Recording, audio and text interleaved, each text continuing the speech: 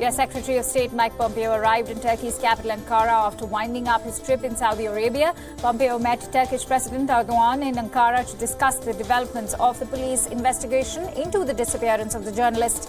The U.S. Secretary told Turkish authorities that Saudi Arabia had promised a full investigation into the case.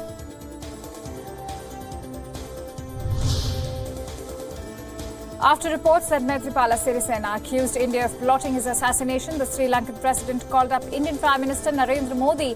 He has categorically rejected reports that he had accused India's research and analysis wing of plotting to assassinate him for opposing the award of a key port project to India. The Lankan President rejected the claims, saying that the media reports were in bad taste and intended to create a rift between the two leaders. He assured PM Modi that the Lankan government has publicly denounced these reports.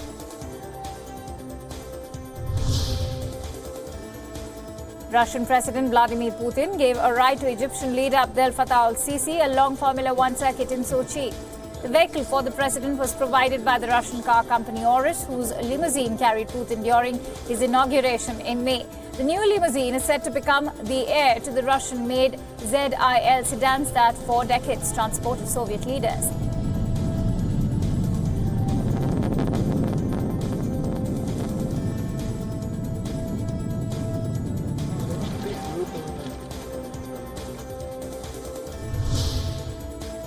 More Honduran migrants try to join a caravan of several thousand trekking through Guatemala. The migrants are defying calls by authorities not to make the journey after U.S. President Donald Trump threatened to cut off regional aid in reprisal.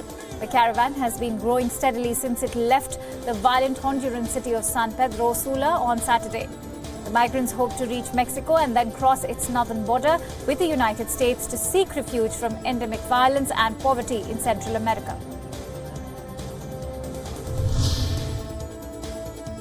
Greece's foreign minister resigned amid reports of a cabinet split over Macedonia. Prime Minister Alexis Tsipras announced he would personally take over the post. Tsipras said he would do whatever was needed to ensure the success of an accord with Skopje to end a decades-old dispute over the former Yugoslav republic's name. Tsipras said he would not tolerate doublespeak from anyone or any personal agenda in the national line of the country.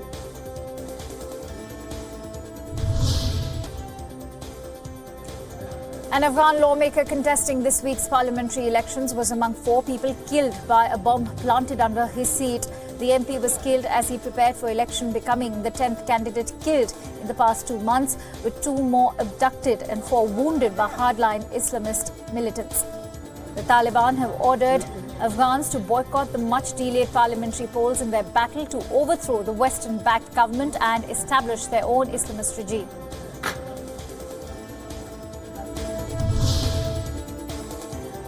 The ongoing Ebola outbreak in Democratic Republic of Congo was a source of concern for the region but was not a global threat. WHO said that although the risk of global spread is low, it remains very high for neighboring countries. There have been 139 deaths and 215 probable and confirmed cases in the outbreak, which was declared on August 1st this year. The WHO has said it could spread at any time to Uganda or Rwanda, although both countries were well prepared.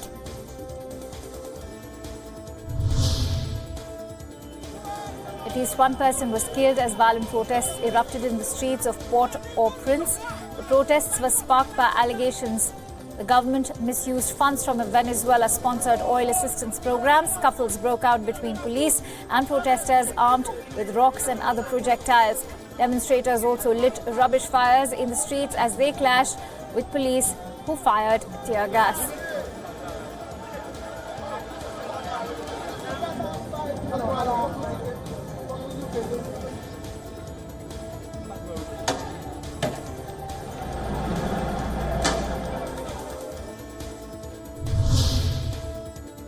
A group of app delivery riders have banded together in Argentina to create a new trade union, the first of its kind in Latin America, which calls for the employment status of riders to be formalized in law. According to reports, more than 100,000 Argentines work as riders for a number of app services available in the country. However, they are classified as independent and are thus not eligible for certain rights under the law that covers accidents at work, health benefits and retirement plans.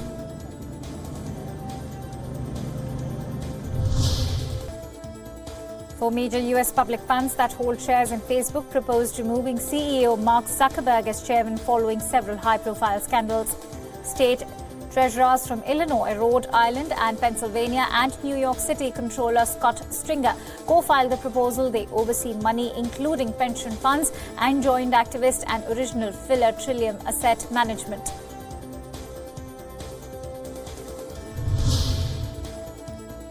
Brazilian surfer Ariano de Souza withdrew from the penultimate event of the Men's World Surf League Championship Tour after suffering a knee injury. The 2015 WSL champion landed hard in shallow water, heading out before his heat. He was carried from the water and received treatment before returning to the water against Frenchman Juan Duro. The pain became too much and de Souza pulled out of his run and was again carried from the water by officials. Here's our first look at Adriano de Souza, and you wouldn't know anything happened to him from that first turn. Whitewater climbed through the second, around this section again, all the way back with that sweeping arc. De Souza. Oh yeah, to the short break. Yeah, a little different. I don't think it's quite as deep as anything. De Souza, and you can see it. Oh, okay. Yeah, clearly in pain. And in news from India, Indian Minister Akbar has resigned amid allegations of sexual harassment. The junior External Affairs Minister Akbar has filed a defamation suit against one of the women who have accused him of a range of inappropriate behavior during his career as a journalist before entering politics. Akbar said, and I quote, "Since I have decided to seek justice in a court of law in my personal capacity, I deem it appropriate to step down from office and challenge false accusations levied against me in a personal capacity."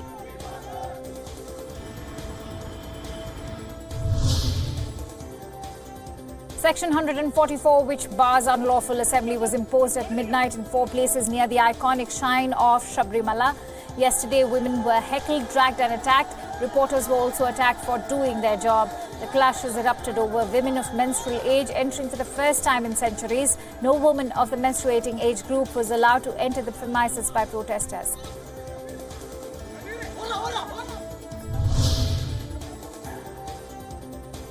Devout Hindus in several parts of India thronged temples and marquees on the auspicious occasion of Durga Puja to offer prayers to Hindu goddess Durga during the ongoing 9-day festival. Soaked in festive spirit, devotees in India's eastern Siliguri city performed a ritual where flowers were offered to Durga with folded hands to pray for well-being of their family. Similarly, in eastern Kolkata, Bhubaneswar and northern Moradabad cities chanted prayers and prayed to mark the occasion.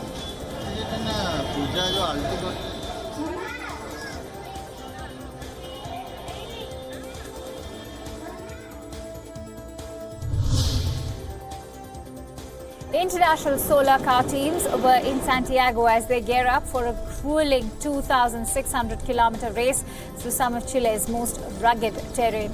11 teams will compete in this year's Carrera Solar ATA Cama Challenge, which will set off from Santiago for an 8-day race on Saturday.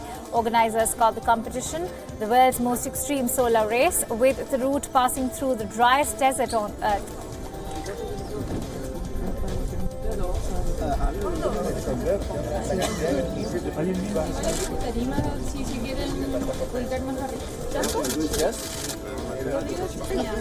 Because I